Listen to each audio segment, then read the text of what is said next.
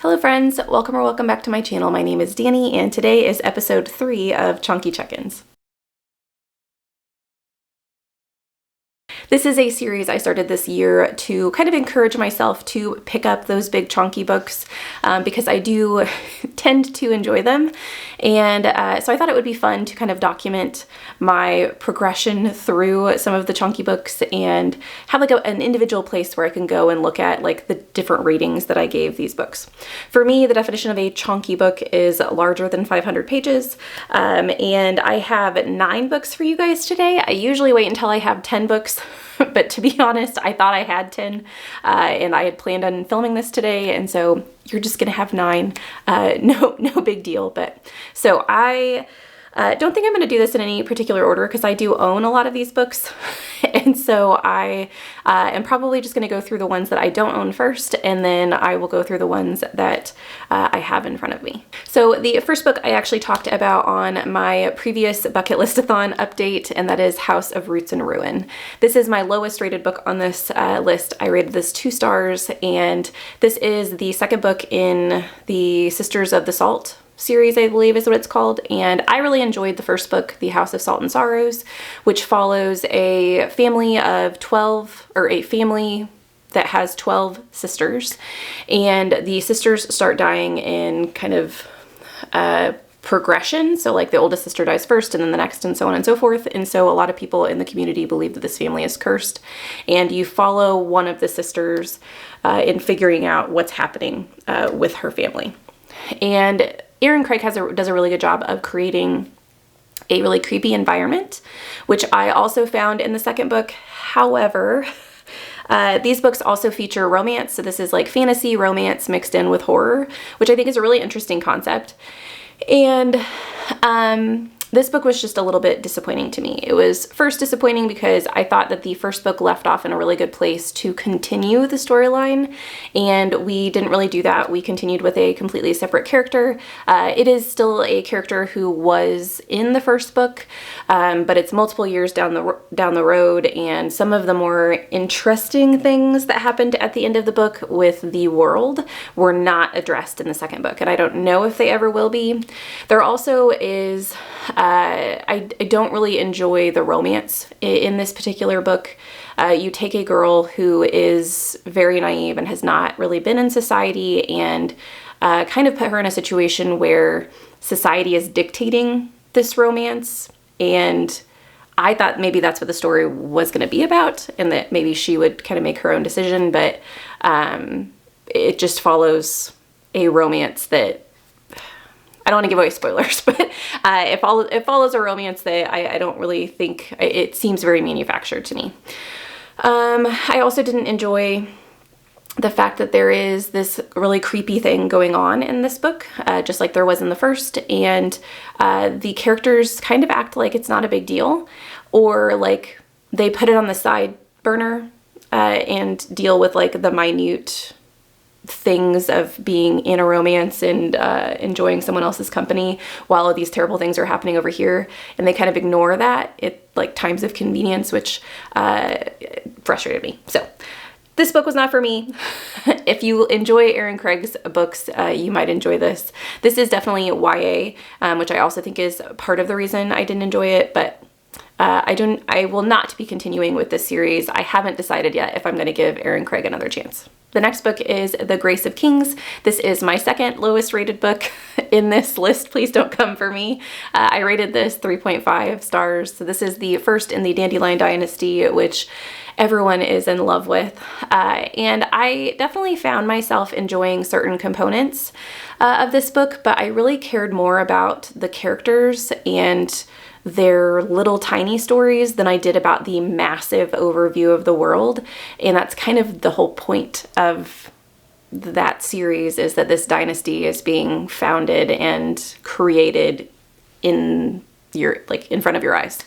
And I just didn't enjoy that component. The pacing of this book is very interesting as well. It kind of jumped back and forth between really slow paced and really fast paced, really broad or like really specific storylines, and then like gets very large at times too.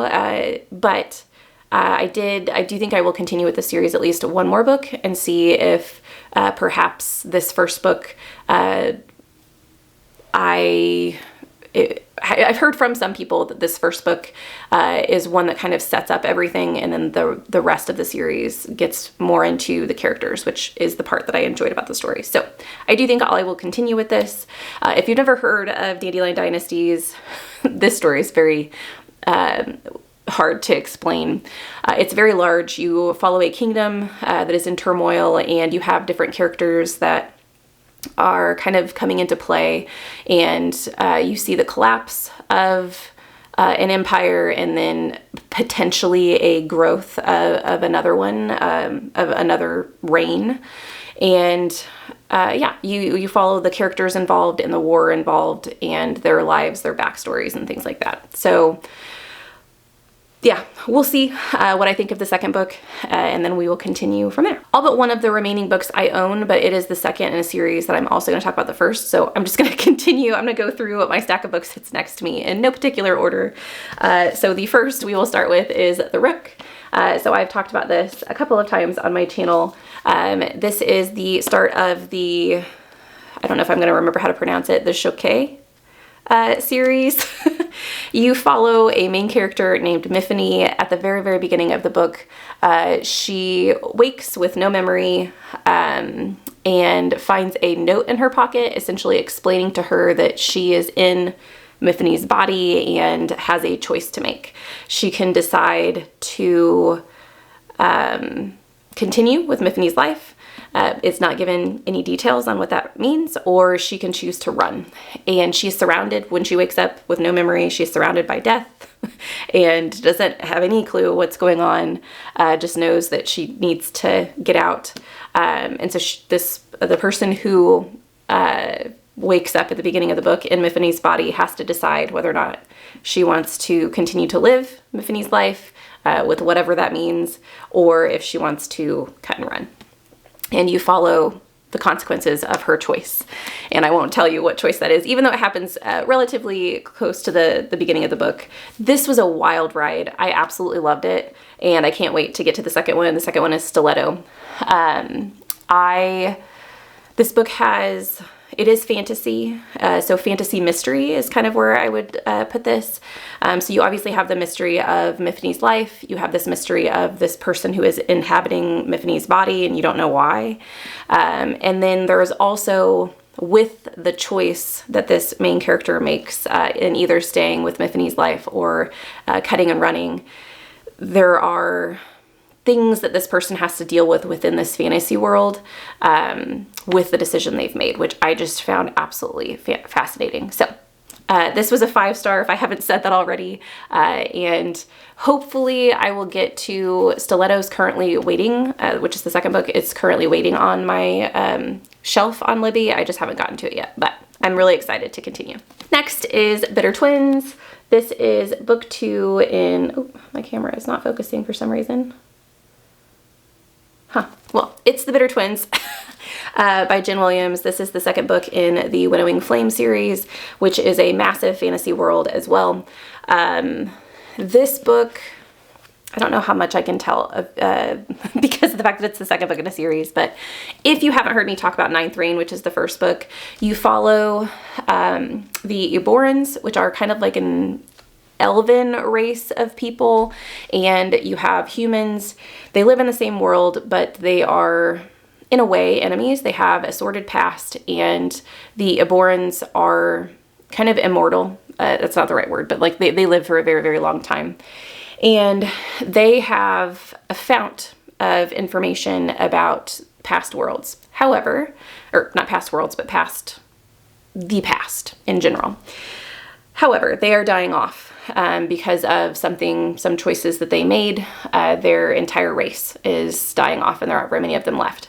The problem with that is the fact that there are things going on in the world that relate to history, and that history has not been recorded because the world has always had the Eborans to kind of lean back on when things like this have started happening. So there are some weird things that have started popping up again. There's a scientist in this story named Vintage that you follow who has seen some changes in the world, and she starts thinking like, we need to be considering what used to happen whenever things like this happened. You follow Anna Boren in the story, and you follow a fell witch who is at the very beginning of the first book in a prison because her kind is feared by humans because she can literally take life from people and create flame. And you kind of follow this band of characters in this world where some pretty bad things are going to happen, and they have to figure out how to survive. It's a lot of fun. It's massive, like I said, but if you enjoy fantasy and you haven't heard of The Waning Flame, please pick up Ninth Reign and The Bitter Twins. It's great. If I didn't say so, I rated this 4 stars. I did like Ninth Reign, the first book, better, and I have not read the third book in the series yet. That's on my TBR. Hopefully I'll finish it by the end of the year, but if not, at the beginning of next year. The next book is The Theft of Swords. So this is the first book in the Rhaenyra Revelations, and I actually read this book and its sequel, The Rise of Empire, which I do not own The Rise of Empire. This I bought at a half-price bookstore, and I have not been able to find the other 2 books in the series yet, so I do not physically own the other 2. I am currently reading The Heir of Navron, which is the 3rd and final book in the Rhaenyra Revelations, so I'm excited to finish out the series this month. But these books are absolutely phenomenal. So I will kind of talk about The Theft of Swords and Rise of Empire at the same time, because I don't want to give you the plot of Rise of Empire because it's the 2nd book in a series. So in The Theft of Swords, you follow 2 main characters, Hadrian and Royce, and they are buddies, and they are part of the Rhaenyra, which I won't explain too much about what the Rhaenyra is, but they get paid to do a job. So they're kind of seen as mercenaries, and they get paid to steal something, and it gets them into a bit of trouble. This world is just really massive. The storyline is very massive. There's a kingdom involved. The thing that they get paid to do involves the politics within the kingdom, and so you get to see kind of the political intrigue. You also get to see some wizardry in the books, as well as some ancient lore from this kingdom and how it comes to play with some of the characters and some of the events that happen in this book, and kind of like prophecy that has happened in the past. It's a lot of fun. I absolutely loved Hadrian and Royce. They are amazing. Best buddies, and the banter between them is fantastic. I think the characters are the best part of this series, which for a book this long, for me not to get tired of the 2 characters, I just think speaks really highly of them. And I currently, since I'm reading the 3rd book right now, their relationship, because of the fact that we spend so much time with them and throughout several trials that they go through, you get to see their relationship develop and the love they share for one another, even though, you know, they're rough and gruff guys and don't necessarily speak about their feelings all the time. But it's been a lot of fun. This was a 5-star. The Rise of Empire was also a 5-star, and I'm thinking The Heir of Navron will also be a 5-star. So 5-star series for me. I've absolutely loved it, and I can't wait to reread it. Next, we have The Book That Wouldn't Burn. I have already talked and ranted about this book. When I read this, I was thinking that this was going to be my top book of the year. It does have some contenders since I have read this, but I will link the video where I went into like my big review of this book. But if you just want a general synopsis, The Book That Wouldn't Burn, you follow 2 main characters, Lavira and starts with an E. Why can't I remember his name? Ivar. Ivar is his name. So Lavira comes from the dust. So she is outside of the kingdom, kind of in a very poor village, and lives the life of hardship. And Ivar lives in a library and has been there his entire life, is kind of imprisoned in the library. And this book brings you through their 2 stories and how they eventually intertwine and connect with one another. Ivar is trying to escape the library, and Lavira gets caught up in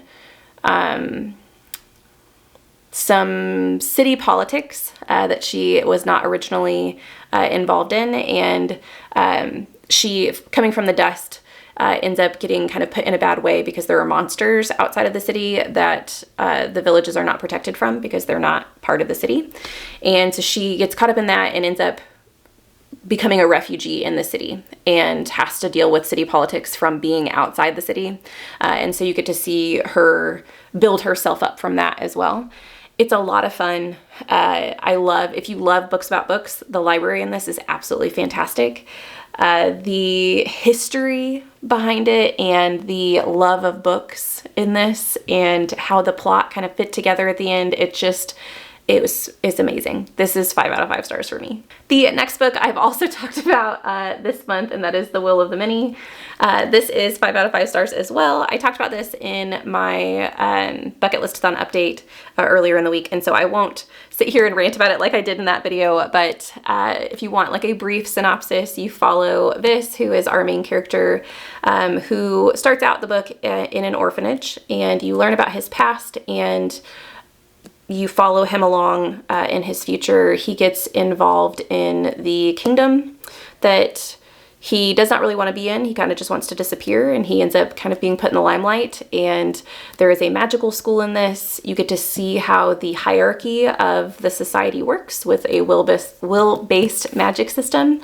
And you get to deal with the politics within the school. You get to learn the magic system along with this and learn about the history of how this kingdom came to be throughout this video, or throughout this book as well.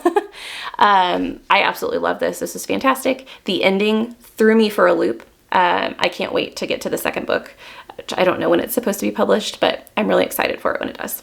The last book on this list is Engines of Empire.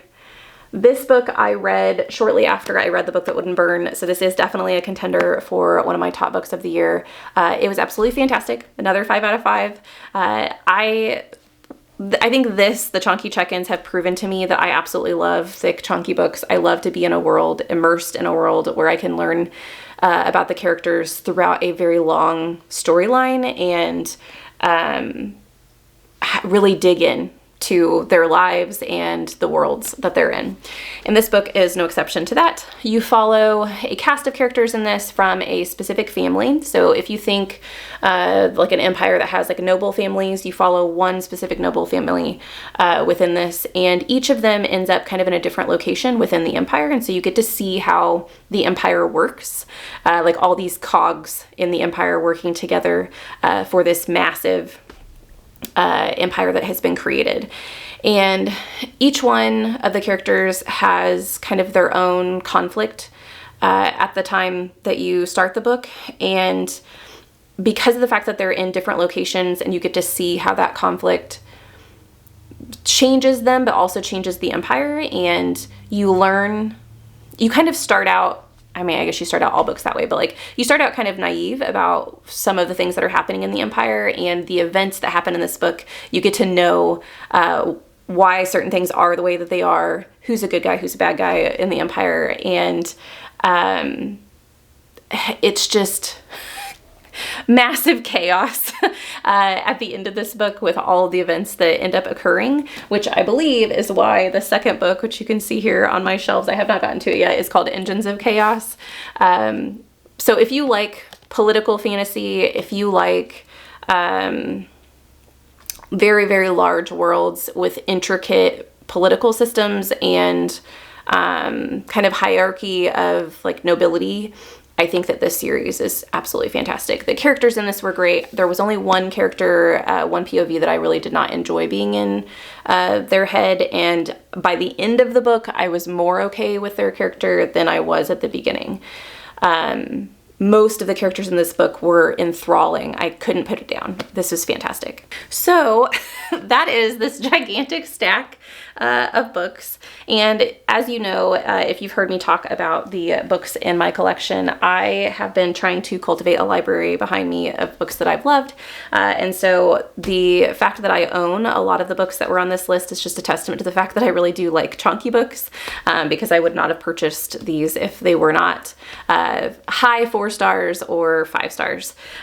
So I am very happy with my Chonky Check Ins and the fact that they've brought me some of my favorite books of the year. And yeah, so I'm excited and kind of terrified as well to go through all of these and like pick apart which ones I think are my favorite and figure out, you know, what the best of the best is going to be for this year. I can't wait to continue with Chonky Check-ins next year as well. I am excited. I already am reading 2 really chonky books right now, and I plan on finishing another one by the end of the month. So I'm already starting my chonky check-ins for episode 4. If you guys have any large books that you've enjoyed recently, leave them in the comments down below. I would love to chat with you guys about some of your favorites if you do enjoy chonky books. If you don't enjoy chonky books, just tell me what your favorite read was recently. I'd love to talk to you about that as well. Thank you so much for watching this video. I hope you have a lovely evening, and I'll see you in the next one. Bye.